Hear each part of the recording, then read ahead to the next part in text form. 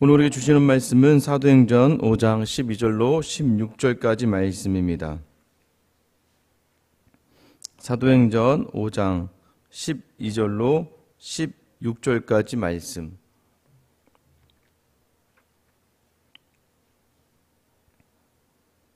우리 지금 함께 한 목소리 읽겠습니다. 사도들의 손을 통하여 민간의 표적과 기사가 많이 일어나매 믿는 사람이 다 마음을 같이하여 솔로몬 행각에 모이고 그 나머지는 감히 그들과 상종하는 사람이 없으나 백성이 칭송하더라. 믿고 주께로 나아오는 자가 더 많으니 남녀의 큰 무리더라.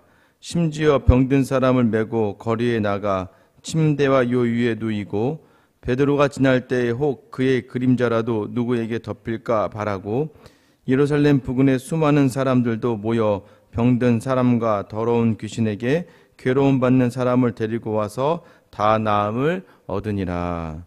아멘. 할렐루야. 여러분에게 2021년 어떤 소망이 있습니까? 우리의 모든 소망은 이 코로나가 멈춰지고 그치는 거겠죠. 개인적으로 또 교회적으로 여러분이 가지고 있는 여러 가지 소망이 있을 거예요. 교회에서는 항상 무엇을 더 추구합니까? 이제 부흥이라고 하는 것을 이야기하면서 좀 더 많은 성도들이 모이고 좀 더 많은 곳에 있어서 활발하게 사역이 진행되기를 바랄 때가 있습니다. 근데 오늘 성경은 그것을 이야기하는 것 같지는 않습니다. 초대교회가 발생하는 모든 그 역사는 성령 충만을 통해서 이루어졌다는 것이죠. 그래서 중요한 것은 교회가 어떤 일을 해나갈 때 가장 먼저 중요한 자리가 바로 성령을 구하는 자리이고 성령 충만을 구하는 자리라는 것을 우리가 지금 사도행전을 통해서 알고 있습니다. 성령 충만한 삶, 성령으로 이끌림을 받는 삶의 특징이 무엇입니까? 하나님 앞에서 정직하게 살아간다는 것을 이야기하는 거예요. 성령이 우리 안에 계시기 때문에 하나님에게만 향하게 된다는 것을 이야기하는 거죠. 그래서 어제 우리가 봤던 아나니아와 삽비라의 그 본문의 이야기는 무엇입니까? 결국은 자신의 마음, 그 마음에 하나님이 가득하지 아니하고 그 마음에 자기 생각이 많다 보면 사탄이 그 안에 들어와서 그를 조종하고 그를 자기의 원하는 대로 이끌어가죠. 중요한 건 내 마음에 성령이 충만하면 성령의 이끌리심대로 나아가게 되어지고 그 성령의 이끄심 속에서는 하나님 앞에 정직한 삶. 그래서 하나님과 성령을 시험하지 말라고 베드로가 이야기하지 않습니까? 또 하나님을 속인다라고 이야기하지 않아요? 그러니까 우리가 하나님과 같은 위치가 된 거예요. 자꾸 하나님 정도도 우리가 속일 수 있다. 하나님은 하나님도 이 정도는 이해할 거다라고 하는 하나님과 같은 생각으로 신앙생활을 하게 된다는 것을 이야기하는 것이죠.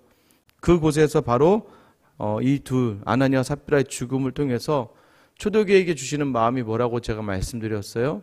두려운 마음, 하나님을 두렵고 떨리는 마음으로 바라보시기 위한, 처음에 공동체가 이루어질 때마다 하나님은 늘 그것을 원하시는 거예요. 그래서 가나안에서도 아간의 그 아간이 감추었던 그 감추다, 아나니아 삽비라가 얼마나 감춤해, 이 동일한 단어가 사용되어졌다는 건 새로운 공동체가 시작되어질 때 하나님께서 그 공동체가 하나님 앞에서 정직하고 하나님만 담아내기를 원하시는데, 그렇지 않은 좋지 않은 하나의 샘플을 보이면 그것을 보고 다른 모든 사람들이 다시 하나님을 두렵고 떨린 가운데 바라볼 수 있게 한다는 것이죠. 그래서 여러분이 성령이 가득한 교회 공동체 안에 있으면서 조심해야 될 것이 바로 이것이죠. 내가 좋지 않은 사례가 되지 않도록 하나님 앞에서 정직한 신앙생활을 감당해야 된다는 것을 말하는 거예요. 이 일이 있은 다음부터는 이제 교회에 특별한 일들이 일어나기 시작합니다. 12절 말씀 보세요. 사도들의 손을 통하여 민간의 표적과 기사가 많이 일어나매 믿는 사람이 다 마음을 같이하여 솔로몬 행각에 모이고, 사도들의 손을 통하여서 민간의 표적과 기사가 일어났다고 이야기해요. 표적, 기사, 좀 다 우리가 평소에 경험하지 않은 기적들을 이야기하는 건데, 표적에는 좀 다른 의미가 담겨져 있습니다.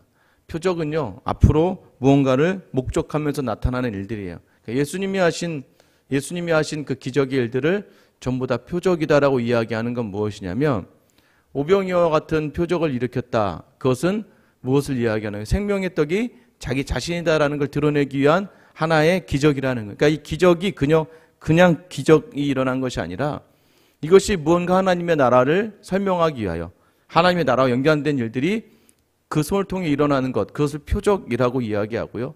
그 외에 놀랄만한 일들을 우리가 기사라고 이야기합니다. 중요한 건 사도들의 손이다. 그래서 이것을 가지고 몇몇 목사님들은 자꾸 목사의 손을 통해서 그 일이 일어난다라고 이야기하는데 그런 내용은 아니고요. 왜 그렇습니까? 사도들이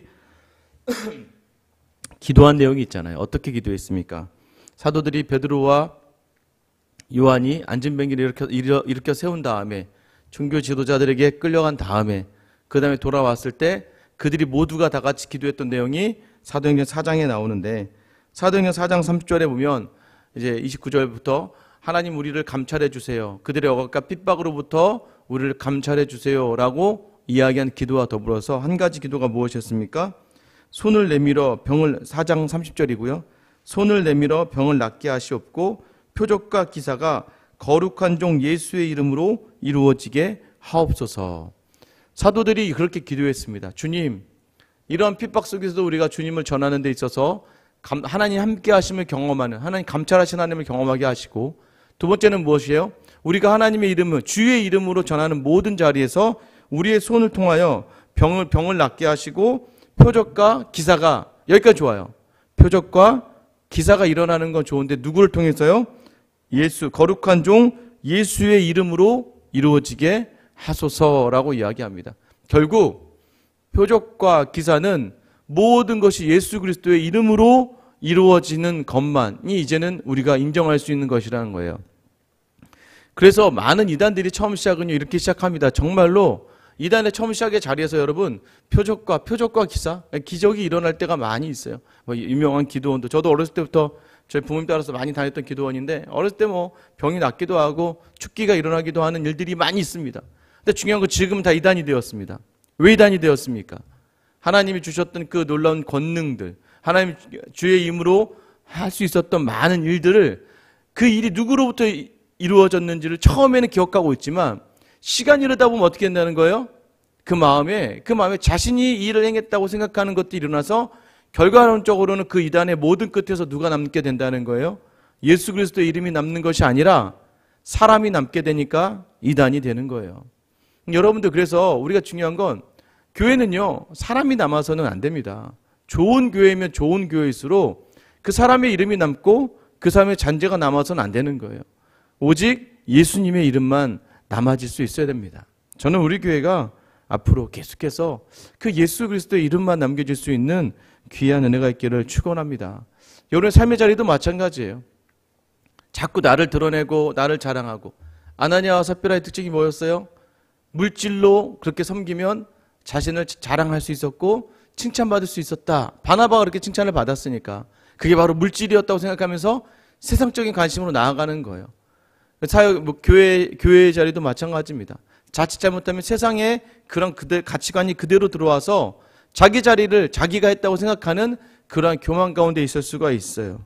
그래서 중요한 것은 우리는 모든 일들이 바로 예수 그리스도의 이름을 통하여 주시는 능력, 그래서 그 주시는 이름으로 말미암아 우리 손에 능력을 주신다는 것을 기억하셔야 돼요. 우리 삶의 자리에 놓치지 말아야 될 이름이 바로 그 예수 그리스도가 되어야 됩니다. 그 결과가 어떻게 됩니까? 13절, 그 나머지는 감히 그들과 상종하는 사람이 없으나 백성이 칭송하더라. 이제 이러한 놀라운 표적과 기사 가운데 두 가지 부류가 나타납니다. 교인 중에 말하는 성도가 아니라 교인 중에 두 가지 부류가 등장하는데 한 부류는 뭐예요? 마음을 같이하여 모이는 부류가 있어요. 마음을 같이하여 모이는 믿음 있는 사람들이 있고 이 모습들을 보면서 오히려 두려워서 믿지 않는, 그러니까 그들과 상종하는 사람이 없다. 그러니까 나머지 중에 어느 일부는 교회에 있으면서도 그 믿음의 자리에서 나오는 사람이 있다는 거예요. 그 일들을 바라보면서 그 자리를 두려움을 가지고 떠나가는 사람들이 있다는 것입니다. 십자가의 도는요, 구원의 도는요, 어떤 사람들에게는 굉장히 삶의 걸림돌이 될 때가 있어요. 자꾸 잘 되고 싶고 부자가 되고 싶고 항상 건강하고 싶고 편안하고 싶고 항상 즐겁고 싶은데 십자가는 그것을 요구하지 않습니다. 십자가는 그리스도의 가신 그 길을, 그리스도의 지신 그 십자가를, 그리스도께서 행하신 그 일을 나에게 원하기 때문에 사실은 세상의 것들을 생각하고 교회에 들어왔다가는 이 교회 안에서 온전히 자신이 원하던 것들이 모든 것이 이 그리스도 예수의 이름이 자신을 걸림돌이 될 수밖에 없다는 거예요. 그러나 13절 보시면 마지막에 백성이 칭송하더라라고 되어 있지 않습니까? 그러나 이 교회를 아는 많은 주변의 사람들은 그 교회를 칭송하게 된다는 것이에요. 믿음이 있는 사람은 더 함께 모이게 될 것이고, 믿음이 연약했던, 믿음이 없었던 자들은 떠나가게 될 것이고, 그러나 주변의 많은 백성들은 그 공동체를 바라보며 칭찬하게 된다는 거예요. 그래서 14절을 보세요. 믿고 주께로 나아오는 자가 더 많으니 남녀의 큰 무리더라. 이것의 결과가 뭐예요? 하나님의 선택에 의해 다른 반응이 나타나고, 믿는 사람들은 믿고 주께 나오는 자가 더 많게 되는 거예요. 칭찬받는 교회는요, 사람들이 그 교회에 더욱더 많아질 수밖에 없습니다. 맞죠? 좋은 집은 그럴 수밖에 없어요. 맛있는 집은요, 그 집에서 뭐 광고를 안 해도요, 맛집은 알아보고 찾아가는 거예요. 왜요? 그 맛을 본 사람이 가만히 있지 않습니다. 저도 그래요. 저도 여기 손님이 오시면 처음에 와서 저도 식당 제가 좋아하든 안 좋아하든 막 들어가 봤습니다. 막 가서 혼자서 먹어봤는데, 왜냐면 나중에 혹시 손님이 오시면 어디가 맛있는 집인지 소개해드려야 되니까. 그런데 막 먹다 보면 어느 집이든 맛있는 집이 있으면 어떻게 되냐면 그 맛있는 집을 소개해드리죠. 제가 일전에 한번 어떤 분에게 이 근처에 이제 맛있는 집을 이렇게 딱 모시고 가서 먹었더니 그분이 나중에 자기 가족을 또 데리고 오셨더라고요. 보니까 가족을 데리고 온 걸 또 보게 됐어요. 맛있는 집은 굳이 이 집이 맛있어 얘기하지 않아도 사람들이 모여들게 돼 있는 거예요. 교회도 마찬가지입니다. 좋은 교회는, 하나님의 은혜가 충만한 교회는 굳이 말하지 않아도 우리 안에 너무나 그러니까 좋지도 않은데 나가서 또 우리 교회 너무 좋아 너무 좋아 이렇게 해봐야 다 들어오면 들통납니다. 오래 못 버텨요. 그렇게 해봐야. 그냥 가장 우선은 성령 충만을 구하고 성령의 역사 속에서 서로가 함께 나누고 서로 함께 돌아보는 그 따뜻함이 있는 곳에, 하나님은 그 준비된 곳에 하나님의 사람들을 더 보내신다는 거예요. 여러분이 바로 그러한 사람이 될 수 있기를 주님의 이름으로 축원합니다. 내가 그러한 사람이 되면 하나님이 나에게 그러한 사람들을 보내시는 거예요. 왜요? 이미 내가 다른 사람을 내 스스로를 그리스도 예수의 이름으로 치유가 되었고, 다른 사람들을 치유해. 아니, 내 주머니에 뭐 물질적 여유가 있어야 다른 사람에게 나눠주는 거잖아요. 그러나 믿음은 달라요. 믿음은 돈이 많아서 명예가 있어서 나눠주는 게 아니에요. 믿음은요, 내 안에 은혜가 있으면 다른 사람에게 얼마든지 나눠줄 수 있고 다른 사람을 얼마든지 섬길 수 있는 것이 바로 믿음이에요. 사람을 만나고 인사를 해도요, 달라지는 거예요. 내 마음이 풍요로운 사람의 인사는요, 그 많은 사람들과 다를 수밖에 없습니다. 이것이 뭐예요? 내 안에 성령이 계시면 하나님의 일을 물질과 세상의 힘으로 하지 않아요. 성령의 역사는요, 하나님을 향한 온전한 마음 가운데 이루어진다는 것을 아셔야 돼요. 그 처음의 자리가 어디예요? 가정이에요. 가정에서 어찌되었든 간에 여러분들이 믿음의 모습을 성령을 구하며 그 성령이 이끌리신 대로 가정에 충성할 때에 그 가정의 식구들은 나를 바라보면서 하나님을 바라볼 수밖에 없습니다. 그래도 제가 요즘 감사한 건 뭔지 아세요? 저희 아이들에게 예전에는, 야, 둘째 이제 아들이나 딸도 요즘 여자들도 뭐 여자 목사님 계시니까, 야, 나는 아빠는 커서 너네가 목사님 했으면 좋겠어 라고 얘기했을 때, 어렸을 적만 해도 이 아이들이, 나는 목사 할 거야 막 뭐 자기 꿈에다가 목사라도 쓰고 막 그랬습니다. 근데 요즘에는 커서 뭐 목사해도 돼 하면, 아빠 안 할래. 아빠 하는 거 보니까 못 하겠어. 아빠 맨날 그렇게 할 거면 나는 목사는 못 해. 그리고 요즘에는 저한테 와서, 아빠 목사 안 하면 안 돼? 하면서 그러면 그 얘기는 결국 뭐예요? 제가 목사를 잘하고 있다는 거죠. 목사는 세상의 유익을 받는 자리가 아니고 편안함의 자리가 아니고 뭔가 누리는 자리가 아니라는 거. 이것이 무엇입니까? 하나님이 원하는 자리, 하나님이 원하는 자리로 가면 이 아이들도, 그래서니 요즘에 아이들이요, 제가 참 웃겨가지고는 저희 둘째 셋째가 매일같이 그럽니다. 아빠, 나 오늘 설교 다 들었어, 아빠 거. 왜? 해서 내가 좋아요 눌렀잖아. 그래서 저희 둘째 셋째가 매일 좋아요를 누르고 있습니다. 매일같이 맨날 이제 물어봤어요. 맨날 니네 설교 제대로 듣지도 않잖아. 했더니 아니야, 끝까지 다 들어. 물론 설교를 켜놓고 TV를 보고 컴퓨터를 해서 문제지만 끝까지 다 듣는다는 거예요. 목사인 아빠를 이제 그 아이들이 이제 인지하고 또 거기에 맞춰서 아이고 우리 아빠 좋아요가 없네요. 그래서 가서 좋아요 눌러준다는 거죠. 제가 참 웃겼습니다. 또 봤다고. 아 오늘도 봤다고. 그러면서 자기가 여지껏 지난 걸 찾아가면서 좋아요를 누르고 있다고. 자기 친구들도 좀 얘기해서 좋아요를 눌러야 해서 아니 그렇게 하지 말라고 그랬습니다. 뭐예요? 가정에서부터 시작해서 내가 누구인가. 여러분의 정체성 성도가 맞습니까? 여러분의 자녀가, 여러분의 아내가, 남편이, 여러분의 부모가 여러분을 보면서 야 너는 믿음이 있구나 라고 이야기할 수 있는 그러한 모습이 삶 가운데 있어야 된다는 거예요. 왜 그런 줄 아세요?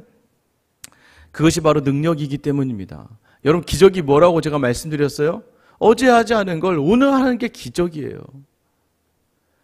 여러분 그것을 위해서는 뭐가 필요합니까? 여러분 그것을 위해서는 그리스도 예수가 내 안에 담겨지기를 간절히 구해야 돼요. 15절 보세요. 심지어 병든 사람을 메고 거리에 나가 침대와 요유에 누이고 베드로가 지날 때에 혹 그의 그림자라도 누구에게 덮일까 바라고.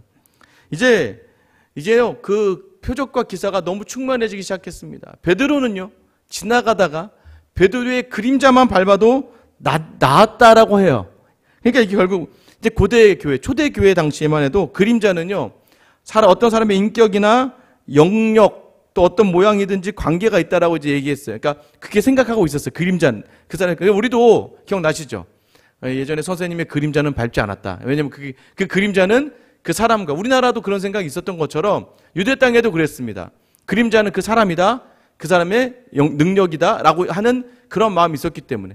근데 그 그림자라도 자기에게 덮일까 하는 그 바람. 그러니까 예수님은 안수를 하고 말씀을 통해서 나았지만 베드로는 뭐예요? 지나가다 그 그림자만 덮여도 병이 나았다는 거죠.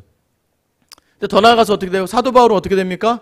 그가 쓴 수건을 만지기만 해도 그가 썼던 수건을 가지고 있기만 해도 나았다고 이야기할 정도로. 여러분 이것을 이야기하는 게 아니고요. 병든 사람, 아픈 사람들이 이 베드로를 찾았다는 거예요. 여러분 세상에 여러 가지 문제로 아프고 힘든 사람이 저는 여러분을 찾을 수 있기를 소망합니다. 16절 말씀 우리 말씀 같이 한번 읽어볼게요. 16절입니다. 시작. 예루살렘 부근에 수많은 사람들도 모여 병든 사람과 더러운 귀신에게 괴로움받는 사람을 데리고 와서 다 나음을 얻으니라. 할렐루야. 이게 교회예요. 세상이 얼마나 요즘 각박하고 얼마나 힘듭니까? 여러분 하루에 한 40명 가까이가 자살하고 있대잖아요. 우리나라가. 얼마나 죽고 싶겠습니까? 근데 여러분 저 여러분에게 물어보고 싶어요. 예수가 없었으면 여러분도 죽고 싶지 않았을까요? 제가 볼 때는 기독교인 중에 더러 많은 분들이 만약 예수가 없었으면 죽는 게 나았다라고 고백할 분들이 꽤 많더라고요. 난 예수가 없었으면 죽었다. 그게 동일하게 적용되는 거예요. 하나님이 우리를 살리셨으니까 살리신 이유가 뭐예요? 하나님이 우리에게 주신 그 그리스도의 이름, 그리스도 예수의 이름을 가지고 우리의 손을 통해 일하시길 원하세요. 그 예수의 그리스도의 이름의 능력이 성령을 통해 우리 손에 주어졌을 때 우리 주변에 있는 많은 사람들이 여러분을 찾을 수밖에 없는 거예요. 죽게 되었을 때, 힘들게 되었을 때 가장 먼저 누가 생각나야 돼요? 여러분이 생각나야 돼요. 여러분 그것은 어떻게 해야 돼요? 그 자리를 감당하기 위해서 여기서 나음을 얻었다라고 표현하고 있는 마지막 단어는요. 섬김을 받았다라는 표현으로 해석이 돼요. 병들고 힘들고 아픈 모든 자들이 나음을 얻으니라. 이 데라피오라고 하는 헬라어는요. 섬겼다, 섬김을 받았다라고 이야기하는 거예요. 여러분 우리의 목적은요. 우리 주변에 많은 사람들을 섬기기 위함입니다. 제가 결혼을 하는 친구들에게 얘기한다고 말씀드렸잖아요. 결혼을 하는 친구들에게 결혼은 누리기 위해 하는 것이 아니라 섬기기 위해 하는 것이다. 연애를 좀 해봤더니 이 정도면 됐어. 나한테 연애할 때 잘해준 게 있으니까 이제 앞으로 내가 하나님을 섬기듯이 너를 섬길게. 내가 이제 교회를 섬기듯이 너를 섬길게 라고 작정하며 하나가 되는 자리가 바로 결혼이에요. 그 섬김의 자리를 놓치니까 자꾸 이혼을 하고 문제가 생기는 것이죠. 우리가 해야 될 크리스찬의 가장 큰 공동체의 이유는 그 가장 큰 마음은 섬김의 자리라는 거예요. 그래서 마가복음 10장 45절에 어떤 말씀이에요?